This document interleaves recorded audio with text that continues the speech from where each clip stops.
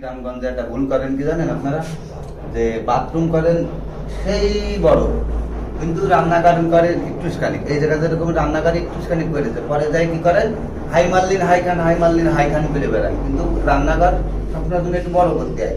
বাথরুমে সারাদিন আপনি বসে থাকবেন না, রান্নাঘরের কাজ সারাদিন থাকে, রান্নাঘরের কাজটা। এই জন্য চিন্তা করবেন রান্নাঘরটাকে বড় করা, তুমি বাথরুম বড় করে লাভ নেই। এই জন্য চিন্তা করেন এই জায়গায় বাথরুম কত বড়, কত বড় একটা বাথরুম, এখানে একটা রান্নাঘরের সমান একটা বাথরুম, কিন্তু মনে করেন রান্নাঘর করেছে একটু খানিক একটা।